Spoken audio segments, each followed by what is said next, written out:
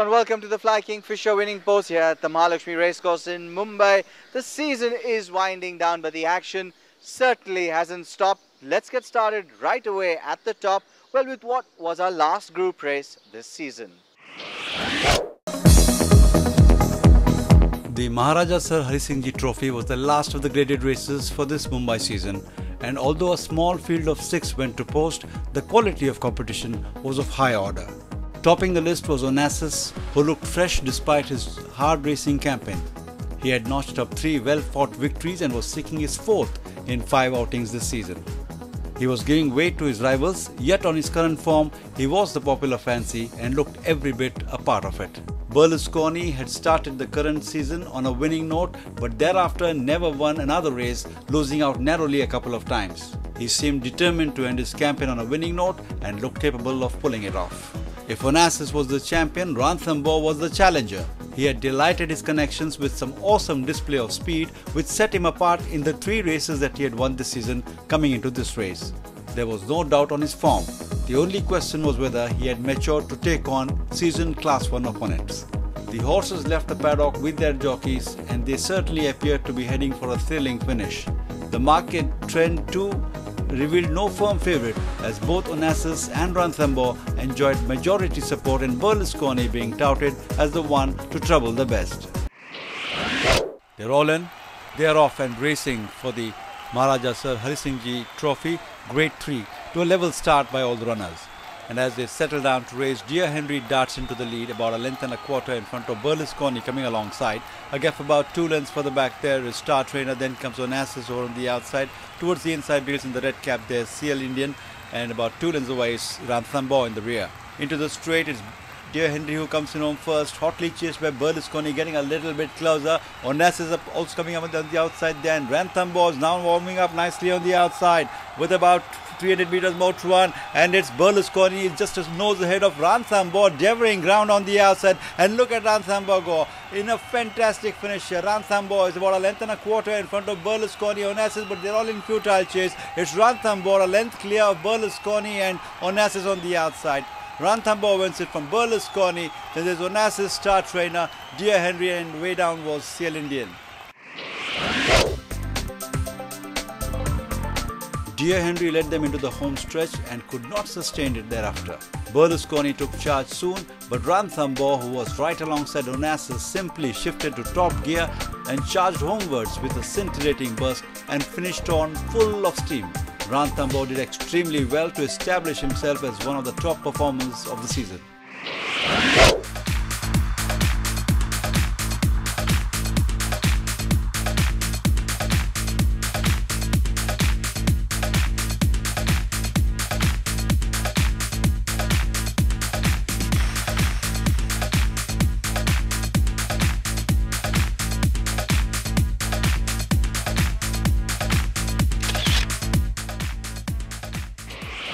Moments there. Next up is the Kingfisher Trailblazers.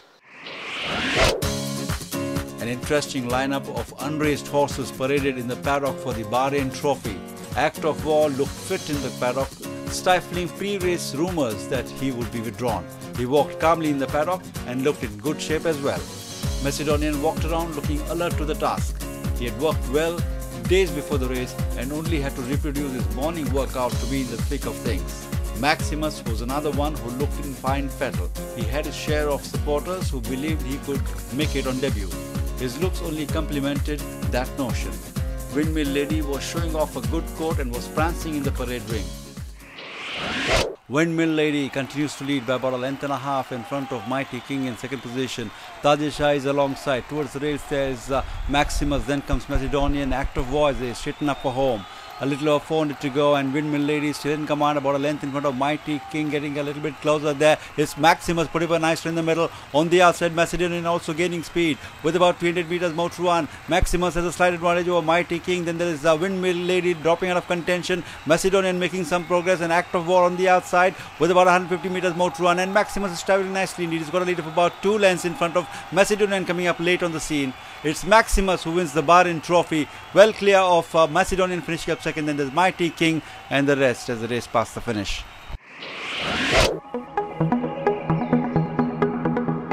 Maximus was biding his time and was prominently poised at the turn. He pounced on the front-running Windmill Lady and soon took charge. He held on gamely and won with a measure of comfort. Macedonian wound up late but covered ground nicely to imply that he will have his day when he next attempts.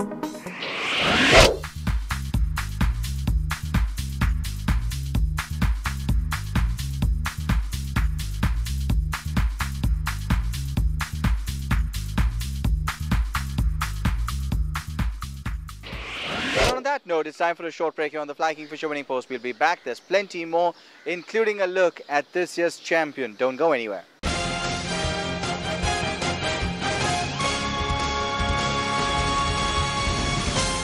Welcome back to the Fly Kingfisher Winning Post. Now this year, the racing world in India was taken by storm by one filly. She was bred at the Poonawalla Stud Farms, and I can tell you, the spotlight shone on her and shone on her bright. In the spotlight.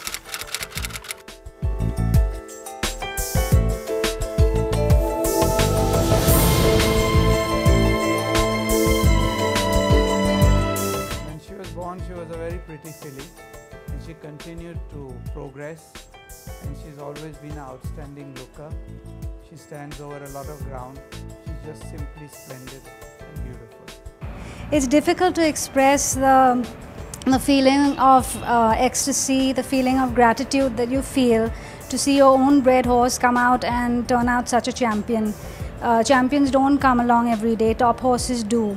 And when you see a horse like that, you remember the time that they were born, the time that you had them for 2 years at the farm, when you did everything to help them reach their athletic abilities before they left the farm. And when you see them on the track win like that, it gives me goosebumps, and it motivates not just me, but it motivates everyone at the farm to work that much harder to produce top horses. Her first classic success came by a stroke of luck. When original winner, another Poonawalla Stud Farm bred champion filly and the second best in the country, Southern Bay, was disqualified for failing a post-race drug test, and in the spotlight was declared the winner of the Mysore 1000 Guineas. But as they go for the wire now, it is Southern Bay lifting off the Mysore 1000 Guineas from in the spotlight. Then there's lovely. She returned to Bangalore, and her connections targeted the Hyderabad Derby. This was the turning point as she pulverized the opposition to win her first derby. After returning home to Bangalore, she soon embarked to Calcutta for a crack at the classics there. In the spotlight now, stretching out beautifully well ahead by about 2.5 to 3 now in front of Surya Lakshmi. Then there is Vijay Shaurya followed by Magnitude and Switched On. But as they go for the wire now, and it's in the spotlight, winning the Deccan Derby in style from Surya Lakshmi, Vijay Shaurya, Switched On. In Hyderabad, she proved that she was a very good filly, but after Calcutta's victories, she's just going from strength to strength, and it's my considered opinion, and I can say it, that I have the privilege of mentioning that she's just a fantastic filly, perhaps the very best India has ever seen and may see for a few years to come. Calcutta proved a masterstroke as she swept all the 3 classics of the 1000 Guineas. With about 200 to run now, and in the spotlight is drawing away to win the Calcutta 1000 Guineas here in great style. In the spotlight, and Martin Dwyer well clear of 2-1 pedigree. The Oaks. They're up to a line, and it's in the spotlight. Is about a distance in front of 2-1. Then comes Secrecy and Pedigree Nick, all hard at work, but it's going to be all in the spotlight. Winning the Calcutta Oaks 2011, grade 3 in great fashion. And the Calcutta Derby. Each classic conquest was with an awesome measure of comfort. She beat the local colt of high repute, Dandified, with complete disdain. And another mission was accomplished in style. Spotlight by about 4.5 to 5 in front of Dandified. Then there's Raznandan followed by Royal Blue Star and Danube Valley. But it's all over. It's going to be in the spotlight. It's going to pull the ever-ready Calcutta Derby Stakes. And look at in the spotlight. She's stretching out beautifully well ahead of Dandified. Then comes Raznandan and Royal Blue Star. But as they go for the wire in the spotlight, winning the Calcutta Derby. The Indian Derby was the most important destination for In the Spotlight. This was by far the most competitive set of rivals in the country. The lineup had a fair representation of classic and group race winners, and despite her stupendous achievements in the spotlight, was not the prime favourite. Stretch now for the McDowell Signature Premium Indian Derby Grade 1. Pronto Star brings them home first from Field Marshal in the middle, and here comes in the spotlight with a known Dazzle on the outside. Then comes Star Marquis smashing, and Pronto towards the inside rails. 300 meters more to run, and look at in the spotlight accelerate. She and Martin Doer have stretched away 4 lengths clear of Smashing coming up on the outside. Then there is Pronto and Field Marshal with about 150 meters more to run there. In the spotlight is in no danger. What a filly she is. Absolutely dazzling display here by In the Spotlight. She wins the Indian Derby. Many lengths clear of Smashing finishing up second. Field Marshal third. Then comes Pronto.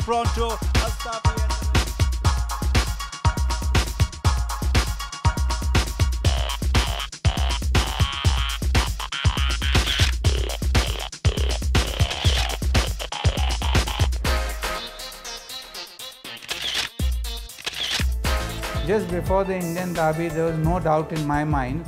After she won the Calcutta Oaks, maybe they say Calcutta doesn't have the class, but you must be able to see the class within the horse. And she just pulverized the field. She won the Indian Derby, toying with a quality opposition, and stamped her class as an all-time great filly. The accolades that follow could hardly match up to her performance. She had travelled for nearly 3 days by road to arrive in Mumbai. That made her performance even more noteworthy. In the Calcutta Derby, she did the same. In the Bombay Derby, she did the same. Well, the distance that she won by was a little shorter than what she did in Calcutta. But the way she did it was something phenomenal. No Indian Derby winner that I can remember has won the Indian Derby in her style. And it was absolutely certain that this filly could go to any part of the world and win a Group 1, not a Group 2 race on the bridle. The laurels of the Indian Derby had barely died down, and In the Spotlight was loaded for another journey back to Bangalore for the Indian Turf Invitation Cup. Her connections felt that she was showing subtle signs of stress and fatigue. She was looking a bit dull. I was concerned about it before the race, but in any case, she's a filly who goes out aggressively. She's a dominatrix. She wants to dominate the proceedings. However, on the racetrack, In the Spotlight showed immense strength as she braved to the front early in the race. None could catch up at any stage. She had made a clean sweep and did her connections proud. A length and a quarter in front of Southern Bay on the outside. Towards the inside rails there is Smashing. Then comes Toro Loco and Pronto along the inner railings with about 300 meters more to run. In the Spotlight, still travelling well, is about 2 lengths clear of Southern Bay on the outside. Smashing moving into second. Then comes Toro Loco and Pronto with about 150 meters more to run. And it's the Superstar In the Spotlight, still maintaining about 2 1/4 and going for the line for a 7th successive victory. In the Spotlight is a Superstar. She adds the Indian Turf Invitation Cup in great style from Smashing, finishing second. Then comes Southern Bay, Toro Loco and Pronto. Every racing enthusiast was in awe of this galloping goldmine. To those closely connected to In the Spotlight, she was simply the best. This is probably the best horse I've ever trained. I don't think any other horse has travelled 7,242 kilometers to come out and win races everywhere. She's like Alexander the Great. She's a superstar. I owe her a great debt of gratitude. She's a wonderful filly. She probably wasn't at her best today. She felt a little tired. If she'd have been at her best, she'd have won 20 lengths. Well, the stamina, I think, undoubtedly comes from her female line. Her great-grandmother Menora had won the Indian Saint Leger by a distance. Her grandmother Aroma was also a 10 to 12 furlong winner. And her mother never had the chance to prove what distance she'd go by because she went wrong earlier in her career. So it definitely comes from her great-grandmother. Al Nassar Al Washiq also throws horses who can stay derby distance.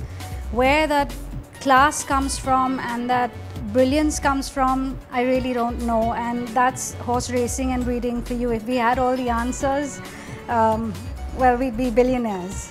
But when you have a champion like her, with a heart as big as this, I don't think anything matters. Even if you put her back to a short distance, she'll win. She'll win at any distance. She's just phenomenal. Legends are instated on sheer achievements that are out of the ordinary. In the spotlight, has fulfilled every mission she was assigned to. This, along with taking the rigors of extensive traveling, in the spotlight, truly is a living legend.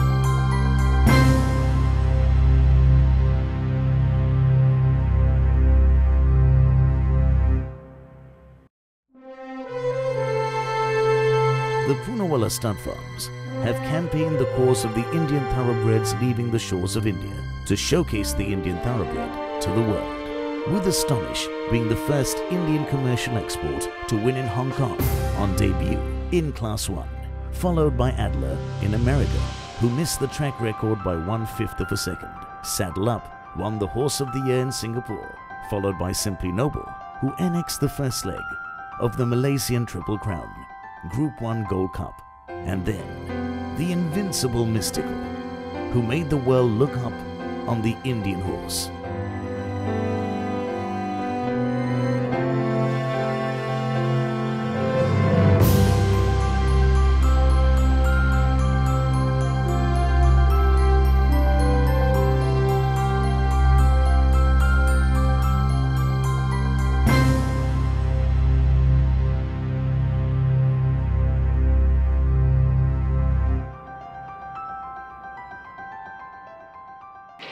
Really a great champion, full marks to everybody associated with the filly. On that note, we'll take a short break here on the Fly Kingfisher winning post. We'll come back and we'll catch up, well, with a man who has Lady Luck sitting on his shoulder.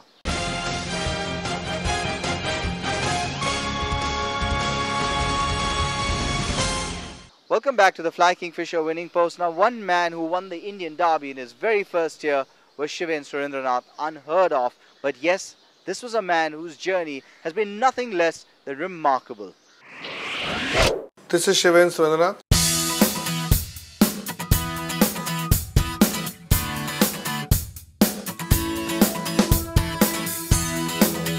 And this is my story.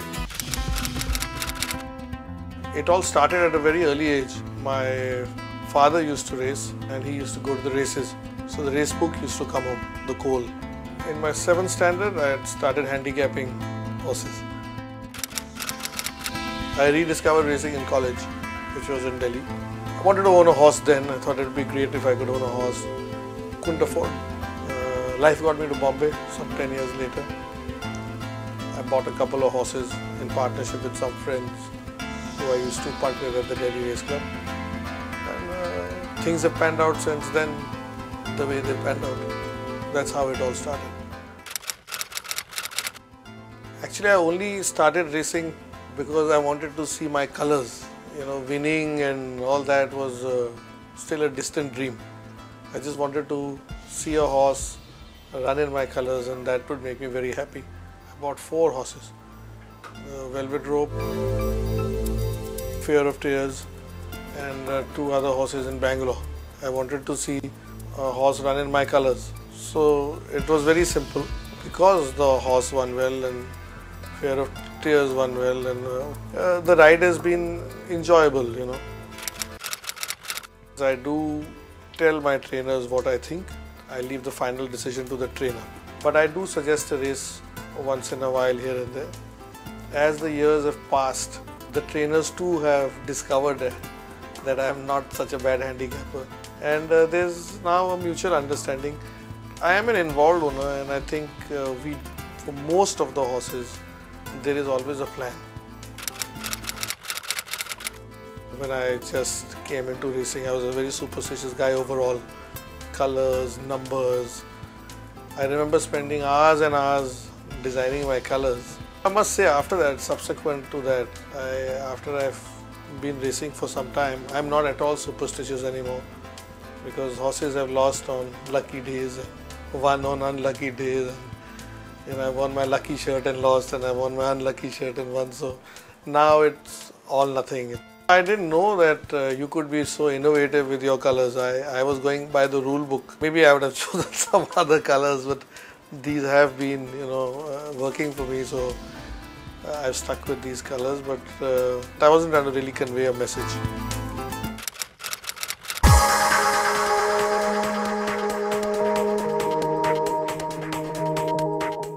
As far as VERA is concerned, I was a reluctant president.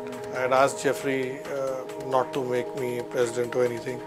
I think Jeffrey even then asked Sunil Jangiani, and he too couldn't devote any time. I think Jeffrey then came back and I said yes. I think Jeffrey's reason for asking me might have been that I'm not a camper. I'm not in this camp or that camp, and I continue to not be a camper. As far as the agenda of VERA is concerned, it's a very simple agenda. We have specific issues and problems. Our biggest one being that we have really, really poor stake money. And my principal, demand always to the committee is to do something about the stake money. Getting big stake money or increased stake money at this point seems unlikely.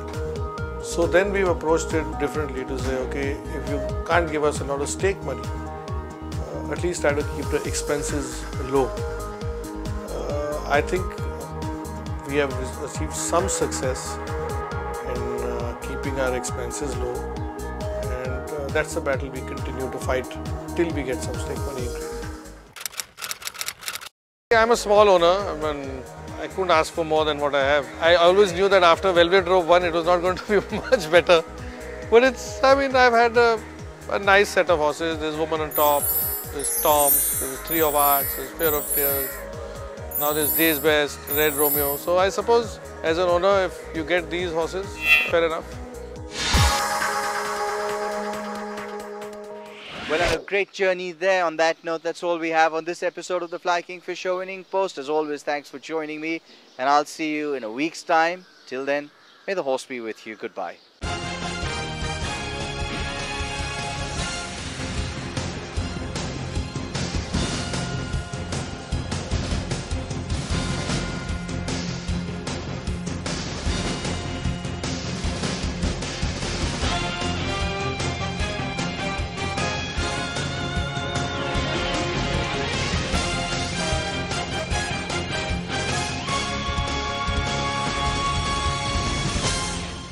Fly Kingfisher Winning Post is powered by the Serum Institute of India and Hidco Industries.